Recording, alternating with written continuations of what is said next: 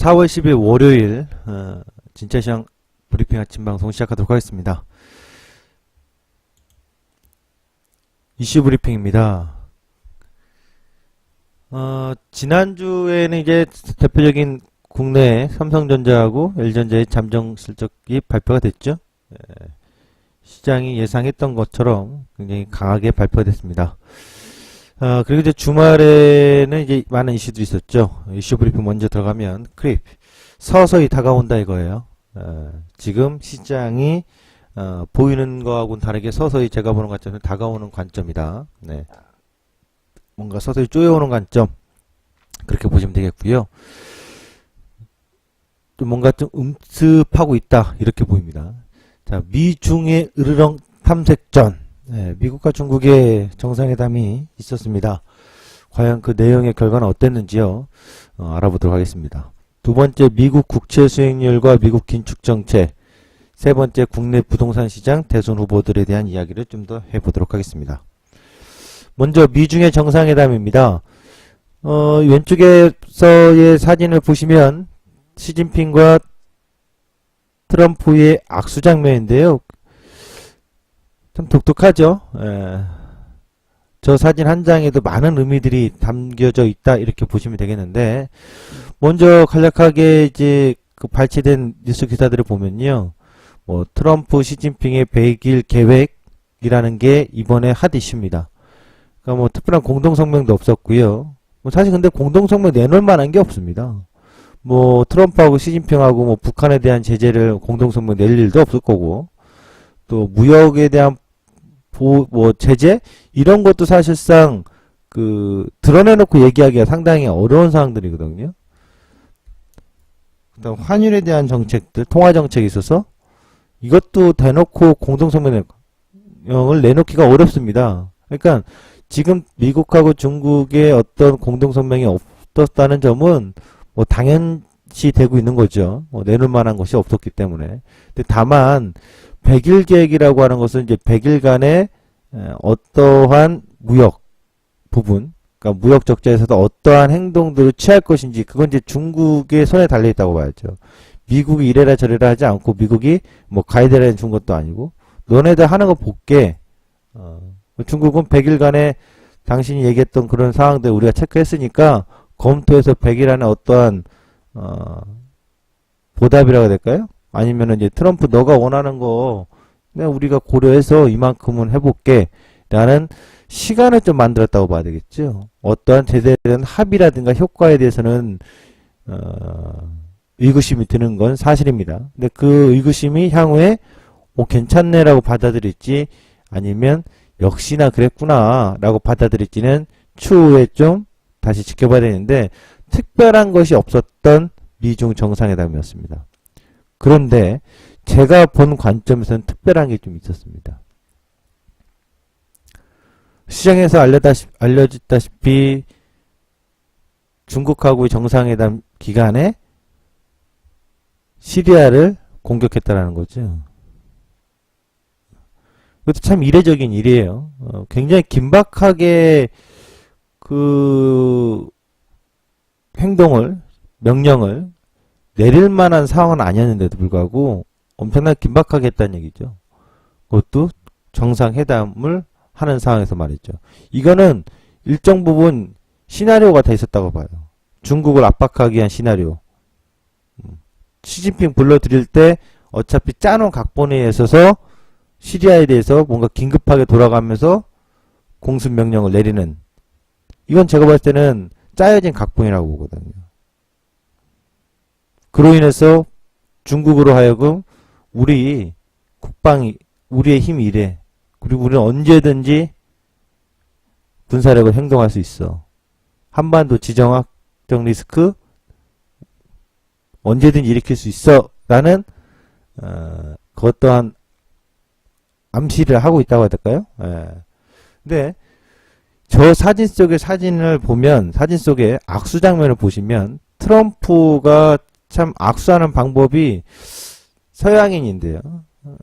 이렇게 원래 악수라는 거는 동양의 인사법이 아니라 서양의 인사법이잖아요. 그 서양에서도 인사법 자체에 있어서 일반적으로 나오는 게 있거든요. 우리도 뭐 인사를 할 때 뭐 윗사람에게 또 아랫사람에게 할 때 어떠한 방식으로 하는지, 고개를 어느 정도 숙이는 게 적당한지, 또는 동년배들끼리는 어떤 식으로 하는 게 좋은 건지, 뭐 그게 좀 예의 범죄랄까요? 이게 있지 않습니까? 서양에서도 악수가 그런 예의, 인사법 중 하나의 예의인데 아주 독특해요. 이걸 한번 제가 분석을 해봤는데, 트럼프의 악수를 그동안 보니까 아베한테 대표적으로 일본, 영국, 독일, 캐나다, 멕시코 악수법이 상당히 독특해요.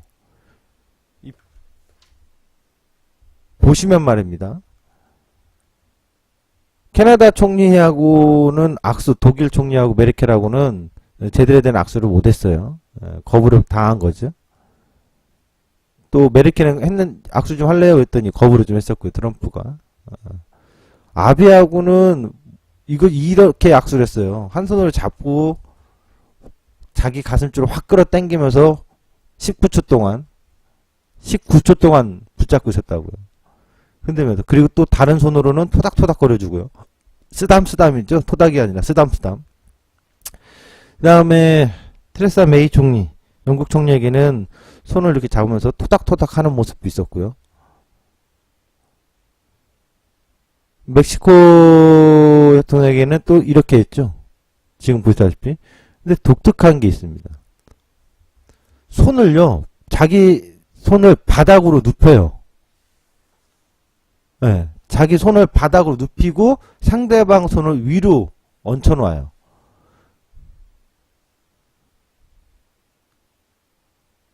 굉장히 일반적이지 않은 악수예요. 서양인들 인사법에서는. 그리고 오바마 대통령하고는 서로 각을 세워서 정확히 정면으로, 각을 세우는 게 저게 일반적인 악수거든요. 근데 일단 서양에서의 악수라는 것이 이제 어떤 의미를 지냐면, 뭐 내가 당신한테 공격할 의사가 없다라는 식으로, 내 손에는 아무것도 없다, 이런 식으로 악수를 가 이제 유래가 됐다고 하는데, 그런 식의 의미가 있다고 하는데, 특이한 것은 손을 뒤집습니다. 자기 손을. 그리고 손바닥에 내밀고 상대방의 손을 위에 얹혀놓고서 악수를 하잖아요. 근데 정말로 저게 별거 아닐 것 같죠? 근데 다른 그 유명인들의 악수를 보면 저렇게 인사하는 법이 거의 없어요. 한 예로 빌 게이츠 같은 경우는 한 손에 주머니에 한 손을 집어넣고 악수를 하는 걸로 좀 유명합니다. 웬만한 유명인들, 우리나라 이명박 대통령하고 박근혜 대통령을 만날 때도, 접견할 때도 한 손에 주머니에 한 손을 집어넣고 악수를 했다고 해서 논란이 있었거든요.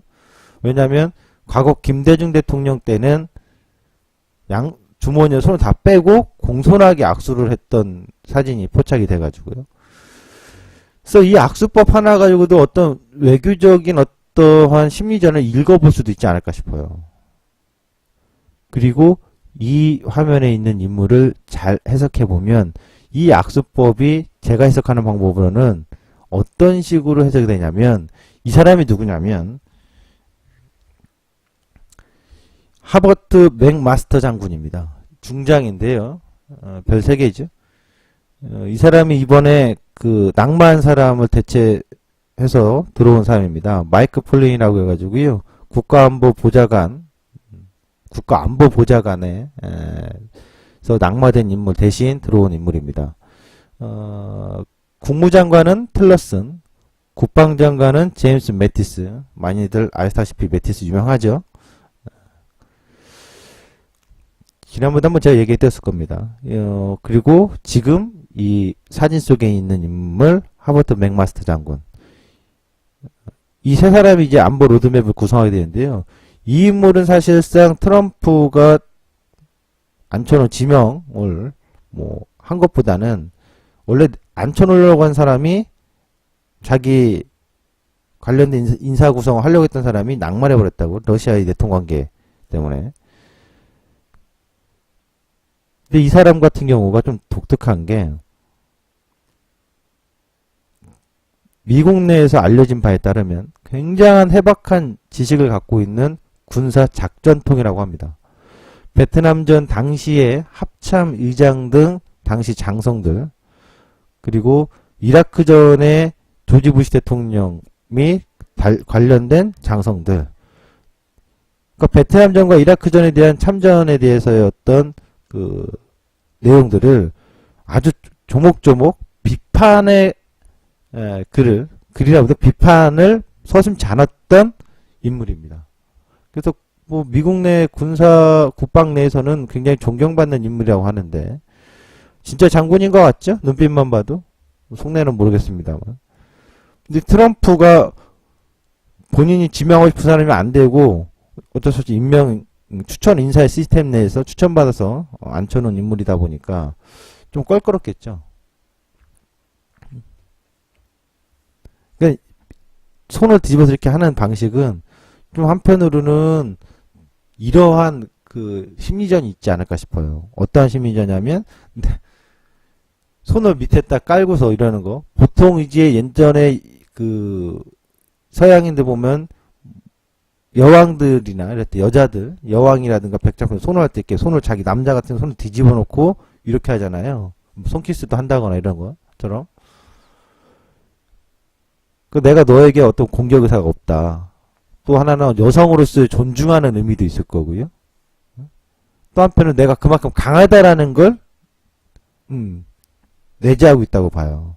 내가 이만큼 강해. 굳이 너하고 이렇게 안 해도 난 이렇게 손 뒤집어 놔도 당신을 제압하는 데는 아무런 영향이 없어. 그만큼 난 힘이 강해라고 표현하는 걸 수 있어요. 오바마를 좀 볼까요? 이게 기본적인 정상회담들의 악수법입니다. 상대를 존중하고 나와 상대가 동등하다는 입장에서의 같은 각 안에서의 같은 각도 안에서의 악수하는 법. 이게 기본적인 악수법이거든요. 원래 일본 애들은 희한하게 좀 악수를 합니다만, 전반적으로 같은 서양이라든가 또는 시진핑 같은 경우도 이게 기본적인 악수법인데, 유독 트럼프는 뒤집는 것과 정상적인 악수법에 있어서 상황에 따라 달라요. 그래서 이번에 시진핑하고의 악수를 보면 이건 굉장히 사실상 건방진 악수예요. 그만큼 저 악수법 하나만으로도 트럼프가 중국에 대한 인식, 너넨 내가 지금 우습게 보여? 그러니까 어떠한 공동성명이라든가 합의가 제대로 나오지 않을 가능성이 높았던 거라고 전 봐요. 저 사진 한 장에서도. 두고 보겠어.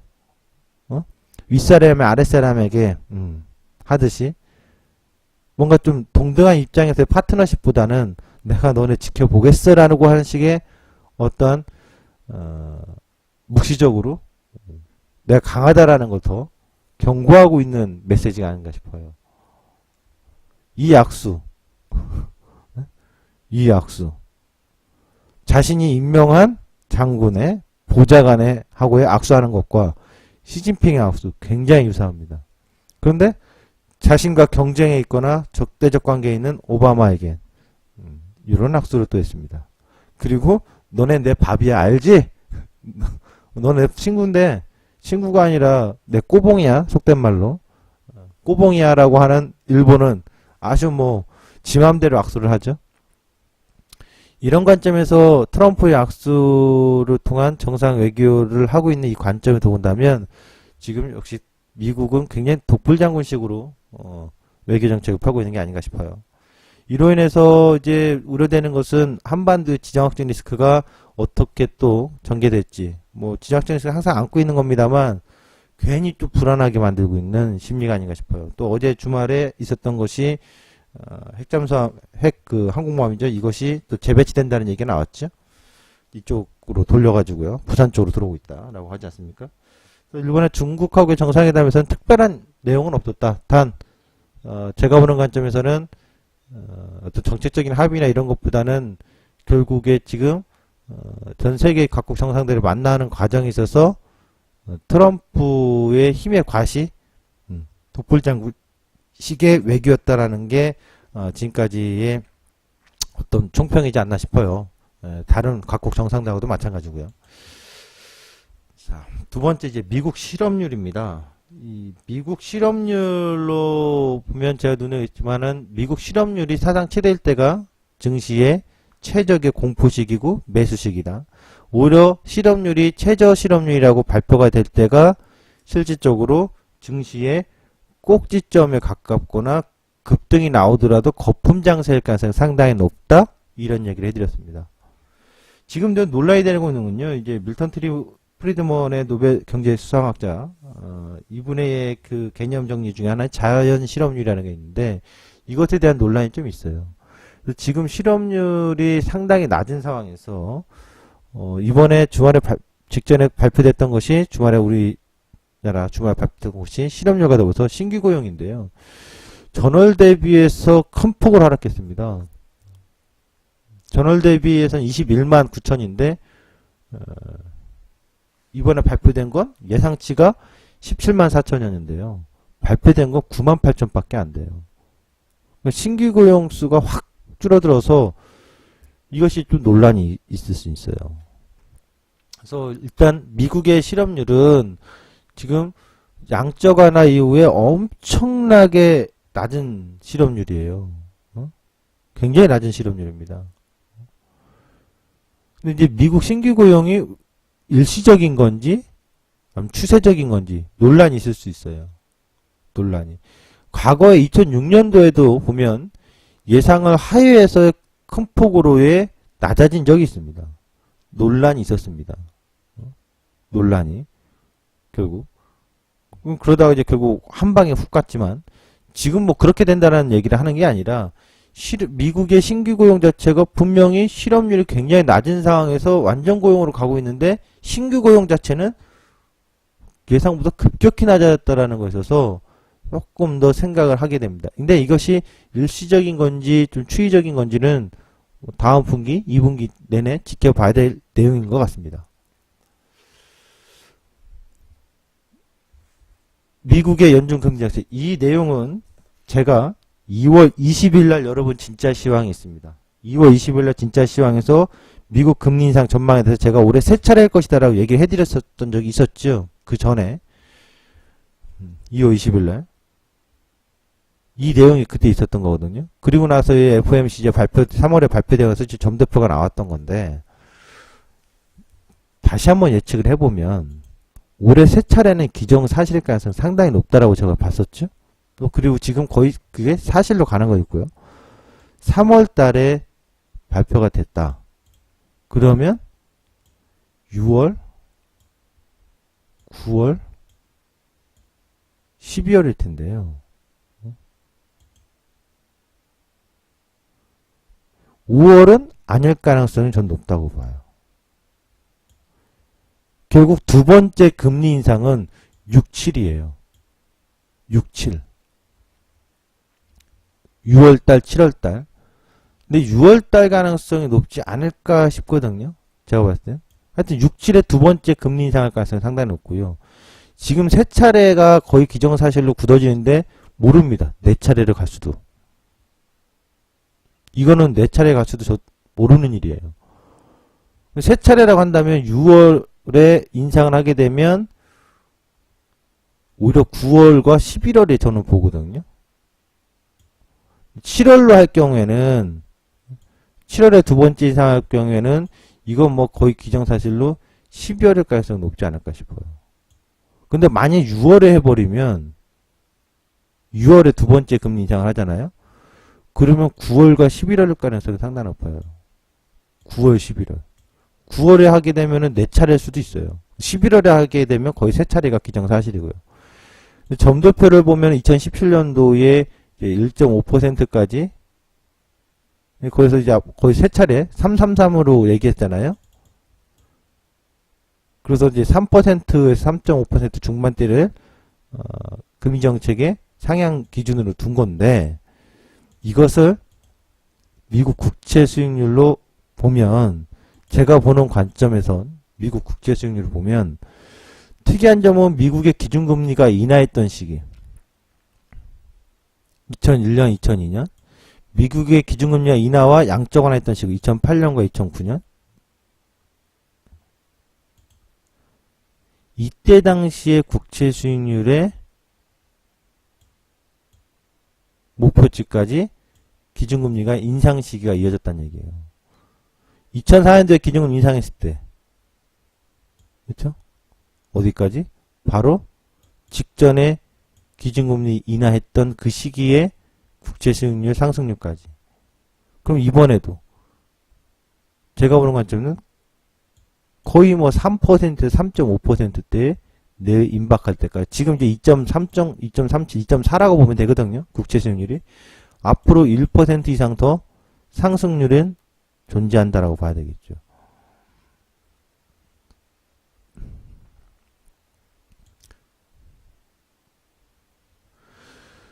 우리가 이제 읽어내야 될 것은 미국인 기준금리 인상하는 시기 미국 증시는 폭락은 오지 않는다고 했어요. 등락만 올 뿐이지. 단기 폭락은 있을 수 있어요. 그러다 기준금리가 거의 다 본인들이 목표치대로 올려놓은 다음에는 동결한 다음에 하락하는 시기가 올 것이다. 증시. 근데 우리가 과연 2005년, 6년도, 7년도냐 아니면 90년대 후반이냐 이거거든요. 지금. 미국이 기준금리 올라가고 있는 시기, 국채수익률이 올라가고 있는 시기에 우리 증시는 과연 자산시장의 거품을 강하게 만들 수 있는 시기냐 아니면 만들다 제대로 만들어 놓은 게 없기 때문에 만들다 할 말 시기냐 이 시기거든요. 이거 고민인 건데 우선은 미국의 국채 수익률 기준으로 보면은 미국은 일단 3전 고점인 이걸 넘어갈 거라고요. 그래서 달러 강세가 될 가능성이 전 더 높다고 봐요. 지금의 원화 약가 강세의 구간이고 잠시 달러가 약세했던 구간은 일시적인 구간일 것이다. 달러 강세 구간이 이어지면서 결국 원화는 다시 약세 모드로 가는 파동이 있을 것이다가 제가 보는 정책적인 기조예요. 굉장히 중요하거든요. 환율에 따라서 우리의 증시의 수급의 동향이 많이 달라지기 때문에 미국 국채 수익률 기준을 3.5% 내외까지 목표로 본다면 지금 약 1% 이상은 더 상승할 수 있다는 얘기죠.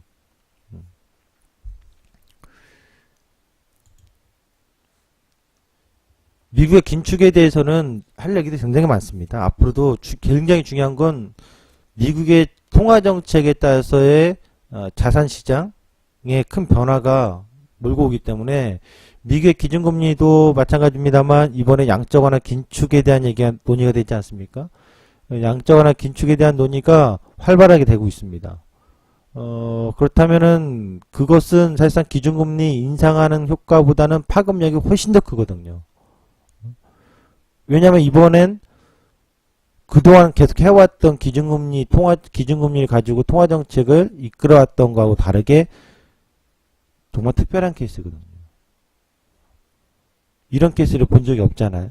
그렇기 때문에 시장이 그것에 대해서 굉장히 민감하게 반응을 하고 있는 거예요. 단기적으로는. 하지만 아직 완전하게 퍼져 있지는 않죠. 그러니까 긴축에 어떻게 연준의 자산을 할 것이냐가 향후에 우리나라 증시의 환율이라든가 우리나라 증시의 수급이라든가 신흥국들의 흐름들을 변화시켜 놓을 수 있는 아주 중요한 포인트라고 봅니다. 지금의 기준금리 인상보다도 굉장히 중요한 포인트가 바로 연준의 자산 축소 과정일 거라고 봅니다. 그러니까 그것은 아직 어떤 시발점이 된 게 아니라 슬그머니 시장에 알려졌기 때문에 살짝쿵 시장에서 민감한 반응을 단기적으로 잠깐 보여줬었죠. 그러나 아직까지는 그 부분이 파급력 있게 불거진 시간이 아니기 때문에 조금 더 시간을 두고 지켜봐야 될 내용일 것 같습니다. 과거 일본 부동산 요 내용은 제가 여러분들에게 3월 3일일 겁니다. 3월 3일 진짜 시황에 있었던 자료인데 다시 한번 갖고 나온 내용이 있습니다. 이유가 있습니다. 당시에 이 자료를 설명드리면서 우리나라에서 지금 총량 규제를 하고 있는데 총량 규제라는 표를 안 쓰고 있다고 했죠. 그럼 한국에서도 지금 총량 규제는 아니다. 아직까지는. 은행권, 금융권에서도. 그러나 실질적으로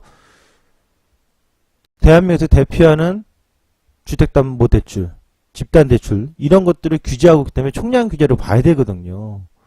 그리고 지금 소득증빙이 돼 있지 않으면 사실상 대출에 대한 규제를 가하고 있기 때문에 전체적으로 금융권에서 총량 규제를 하고 있는 과정이라고 봐야 되거든요. 그리고 집가세. 집가세 도입이라는 거 상당히 중요하다고 얘기했어요.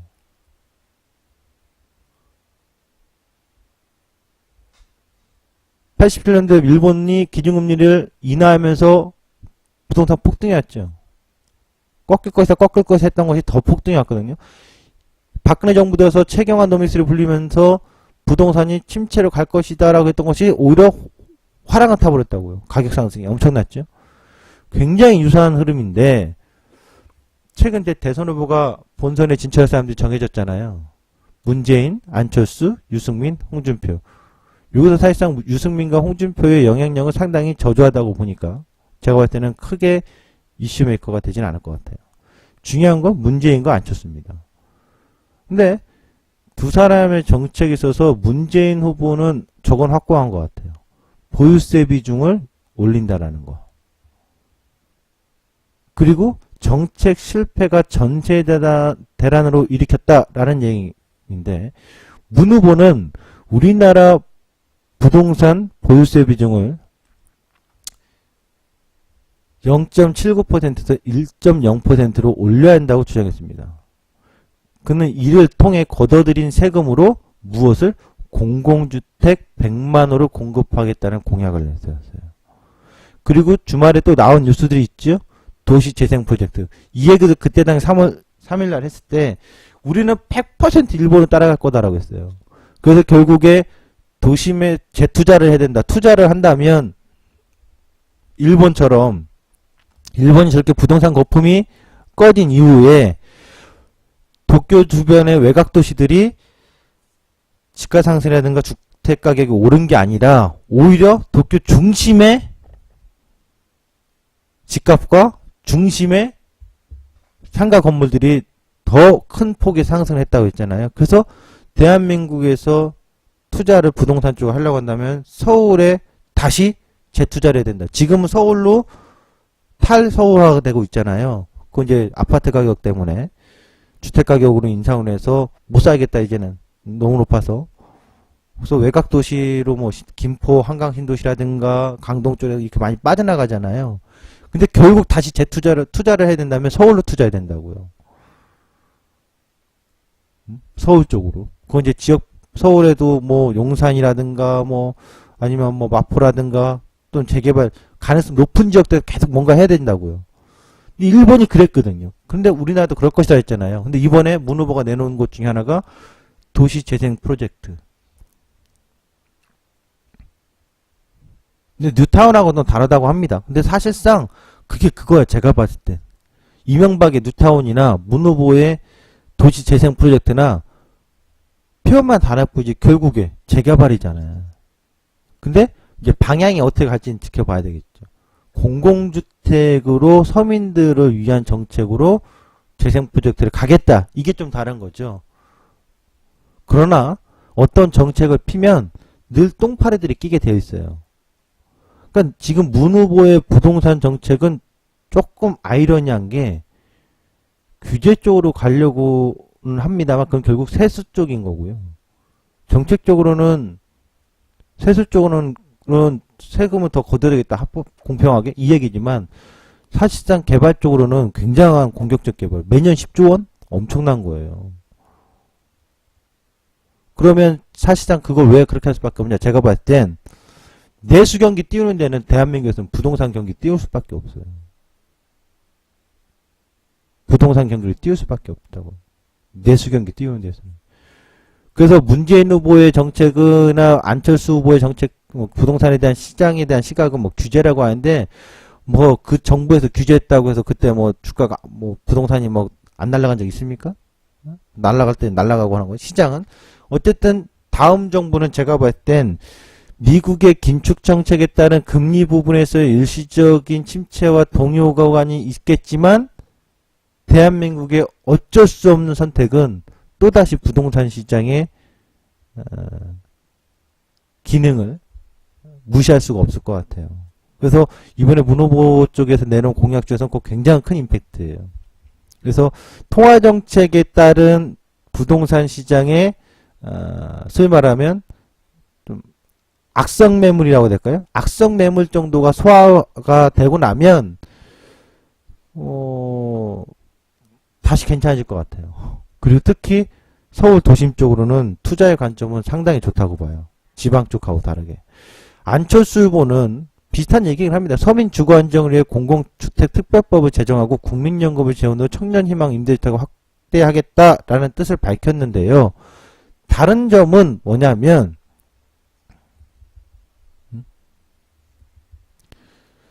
당장에 어떠한 부동산에 영향을 미칠 만한 세금이라든가 규제를 논하진 않아요. 구체적으로. 그냥 늘 해왔던 대통령이 대선이 나왔던 인물들 늘 해왔던 얘기 서민을 위해서 주택 안정을 정책을 펴겠다라는 얘기 그거에서 별반 달라진 게 없어요. 구체적인 건 없어요. 뭐 박근혜 정부도 대통령 되기 전에 그런 얘기 안 했습니까? 서민을 위해서 주거 안정을 위해서 노력하겠다? 이명박도 그랬고요. 늘 해왔던 얘기들입니다. 그래서 문 후보하고 안철수 후보하고의 그 부동산에 대한 시각인데 한 사람은 확고하게 느껴져요. 보인다고요. 문 후보는 이렇게 가겠다라는 게 확고하게 보이고 안 후보는 어떠한 그거는 아직까지 특별하게 나와 있는 것 같지는 않아요. 늘 해왔던 얘기. 근데 문 후보의 정책은 굉장히 시장에 충격적일 수 있어요. 향후에. 나쁜 게 아니라 부동산 시장에 오히려 글쎄요 참 노무현 정부 시절에 종부세를 욕 되게 많이 먹었던 참여정부인데 결과적으로는 그 시절에 부동산 가격이 폭등했었잖아요. 과연 문 후보가 부동산 가격에 대한 정책 어떻게 좌지우지할지 모르겠습니다만 이번에 나온 내용들 보면 도시재생 프로젝트라는 것은 결국 내수시장을 살리기 위한 순기능 역할에 초점 맞추고 있는 게 아니냐. 그리고 공공주택으로 한다면 결국 건설회사들에게나 국내에 있어서 내수시장에 대한 어떤 분위기를 반전시키는 데는 가능성이 있다고 봐요. 다만 부동산 보유세에 있어서 소위 말하면 고소득이나 자산이 높은 고액자산가들은 좀 반발이 있겠습니다만 또 그들에게 한편으로는 길을 터주는 걸 수도 있어요. 새로운 투자의 길을. 하여튼 대선 후보들에 대한 부동산 시장은 우리가 앞으로도 꼼꼼히 좀 따져봐야 될 내용인 것 같습니다. 전체적으로 이 부동산 시장에서 가장 중요한 것은 이 부동산 총량제하고 보유세 그리고 미국의 긴축 통화 정책이에요. 최근에 그 주말에 잠깐 제가 좀 다녀봤는데 최근에 모델하우스라고 해가지고 다니는 데 보면요. 전반적으로 분양률 굉장히 떨어져요. 겉으로는 뭐 100% 분양률이라 떠들어 놓잖아요. 실은 내실은 내부 안쪽에서는 분양되는 거 거의 없어요. 그만큼 지금 금융정책 때문에 부동산의 주택의 재테크라든가 아파트 또 부동산 아파트 시장이 확실히 지금 얼어붙은 건 사실이에요. 코스피 200 예상 전략입니다. 제가 이제 주말에 또 한 것은 올해 들어와서 1월, 2월, 3월 진짜 시황의 내용들을 계속 돌려보면서 자료를 체크해보면서 본 건데 이제 중요한 결정의 시간이 온 거죠. 어떤 결정의 시간이 왔냐고요? 제가 1월달에 2월달 여기서 이렇게 될 거다라는 거. 근데 결과적으로는 여기서 2월 말에서 3월 초에 제가 이렇게 그림을 그려드렸었거든요. 근데 거꾸로 이렇게 가버렸잖아요. 틀렸죠. 엄연히 그 날짜에 3월달 초반이나 2월 말일날 보면 단기적으로는 맞아 들어가는 것 같은데 결국은 틀려버렸다고. 왜? 줄기가 이렇게 될 거라는데 줄기가 이렇게 안 나왔거든. 그럼 이번 줄기도 상당히 중요해요. 왜냐면 2분기 상반기 그림을 제가 다 그린 거거든요. 근데 굉장히 저도 중요하게 생각해서 심혈을 기울여서 그림을 그린 거예요. 여기까지가 상반기입니다. 6월 말. 여기가 9월 말입니다. 지금 제가 보는 그림으로는 여기까지 나오거든요. 이제 이거 결정적인 어떤 제가 얘기를 하는 거죠. 아무리 생각해봐도 여기서 눌렸던 곳에서 기술적 반등은 전고점을 살짝 넘어가거나 반등은 나올 수 있습니다만 지난번처럼 이렇게 슈팅 그래서 다시 말하면 이 그림은 없다라고 저는 확정하려고요. 없다 이건 아무리 제가 생각해도 없어요. 이 시나리오는 없어요.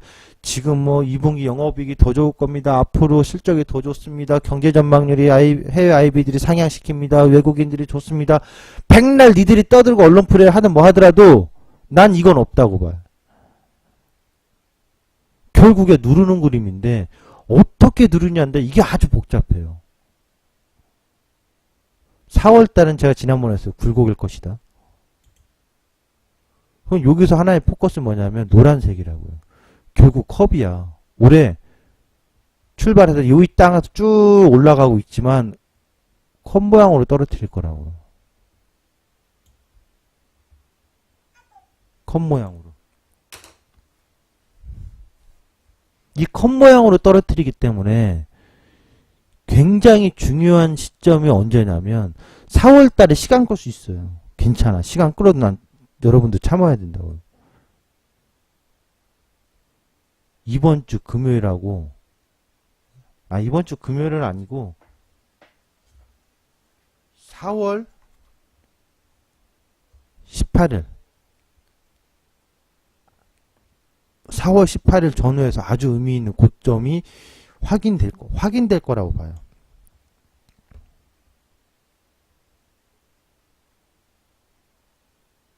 컵이라고 컵. 그래서 6월 말일날 6월 30일이죠.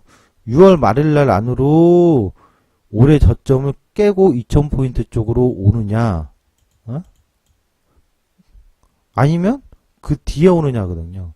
줄기를 잘 보시면 파란색은 내렸다 올렸다 내렸다 올렸다 내렸다 올렸다 4월달에 질질 하다가 5월달에 쭈르르륵 5월달에 세게 빠지는 거예요. 그리고 대선 이후에 쭈르륵 빠지는 거고, 그리고 6월달 가서는 오히려 반등이 세게 나오고 6월 말과 7월달 가서 그리고 8월달에 이런 하락 맞는 거고 시나리오가 빨간색은 반등 나오고 누르고 반등 나오고 질질 하다가 5월달도 질질 하다가 오히려 6월달에 쭈르륵 떨어지는 거고요. 보라색은 얌전한 눌림이 아니라 변동이 아니라 내리고 오르고 열가다 위로 더 올라튀는 듯 하다가 떨어뜨리고 더 가는 거고요. 걸어가는 거는 좀 다를지언정 난 뭘로 보고 있다 저는? 컵이라고 컵.